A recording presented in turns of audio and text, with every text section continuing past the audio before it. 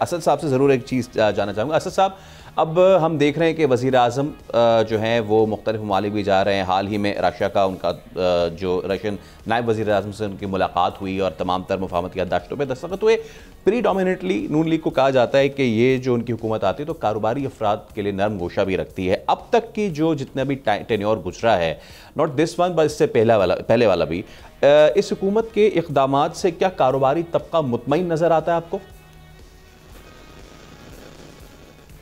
शुक्रिया। नहीं जी, कारोबारी तबका जी नून लीग का मेरे ख्याल में हिस्ट्री में ये वाली हुकूमत है, और ये मैं ये भी नहीं कह सकता कि सिर्फ उनकी वाहिद गलती है इसके अंदर। जिस किस्म का बजट इस दफा प्रेजेंट हुआ उसके अंदर कारोबारी लोगों के लिए क्या रिलीफ था। आप जो टैक्सेशन पॉलिसी और बाकी सारी चीजें हैं उनको मद्देनजर रखें तो कोई भी खुश नहीं है। और उसके अंदर देखें, सिर्फ जो फाइनेंशियल टर्म्स है ना, जो आप, मैं और बाकी हमारे पैनलिस्ट जो उनको बाकायदगी से समझते हैं, अब आवाम भी बड़ी बाशूर होगी इस चीज के अंदर और वो उन चीज को समझती है। और खासतौर पर जो ताजर है वो भी इस चीज को बहुत बारीकी से समझते हैं कि उनके साथ क्या हो रहा है और क्या नहीं हो रहा। तो नून लीग की हद तक आई कैन नॉट से विद कंप्लीट कॉन्फिडेंस कि उनके साथ ये कम्युनिटी अभी तक है। और जो मतलब इलेक्शंस के अंदर भी इस चीज की अक्कासी थोड़ी सी हुई। दूसरा, अगर आज इस चीज के ऊपर कि ये जो 1200 या 1300 मेगावाट का ये जो चाइना के साथ मिलकर न्यूक्लियर पावर प्लांट का एक जारी आगे बात तो बड़ी अच्छी है, लेकिन इसके अंदर थोड़ा सा हमें हिस्टोरिकल कॉन्टेक्स्ट भी जानना पड़ेगा कि हमारे पास टोटल जो 6 न्यूक्लियर प्लांट्स हैं वो 6 के 6 जो हैं वो इस वक्त उनके अंदर भी चाइना का कोई ना कोई एलिमेंट उनके अंदर मौजूद है। ये 7वां जो है इनके अंदर मुकम्मल तौर पर हम चाइना के साथ मिलकर कर रहे हैं। अब इसको हम अगर इक्वेट कर दें कि जी मुल्की हालात जो है वो बहुत बेहतर होने लगे हैं और उसके अंदर जी FDI आने लगी और चीजें बेहतर होने लगी, आई थिंक ये जरा अनफेयर है। देखिए, मैं हमेशा कहता हूँ इस प्रोग्राम पे और बाकी प्रोग्राम्स के ऊपर भी कि हमारा सबसे बड़ा मसला जो है लोग सिक्योरिटी कहते हैं, मैं तो मानता हूँ एनर्जी। आप एनर्जी के ऊपर पॉलिसी अपनी बेहतर करेंगे और अपनी सारी चीजें मुकम्मल तौर पर ठीक करेंगे तो बेहतर होगा।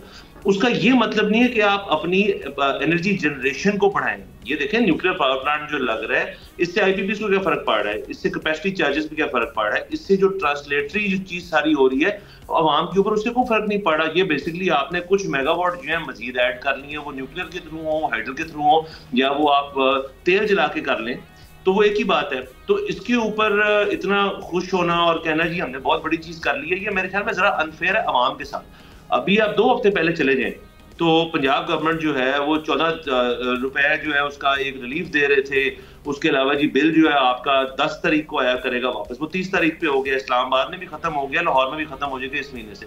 तो वो जो रिलीफ 2-3 महीने का था और उसके बाद सोलर पैनल्स आपके घर पे सजने थे, वो तो हुआ नहीं, वो IMF ने बंद कर दिया। तो I think we should leave this. ये जो एक बहस छिड़ जाती है कि जी चाइना ने ये कर दिया इसका मतलब उनका मूड ठीक हो गया हमारे साथ, सऊदी ने ये कर दिया उनका मूड ठीक हो गया हमारे साथ। इस तरह अब ये डिबेट्स जो है ये आई थिंक इनसे हम बहुत आगे जा चुके हैं। Absolutely. अब आपको कॉन्क्रीट एविडेंस देने पड़ेगा। और मैं वापस जाऊंगा उस पहले पॉइंट पे जो ताजरों वाला मैंने किया था कि उनके समेत बाकी अवाम जो है जिनको इस चीज से फर्क पड़ता है वो बाशऊर है कि आपके घर में जब end of the month bill आता है, या बल्कि एंड ऑफ द मंथ तो होता ही नहीं, वो बिल आ जाता है, वो बंदा जब अपना बिल देखता है वो कहता है ये मेरे साथ हुआ क्या है और ये क्यों हुआ।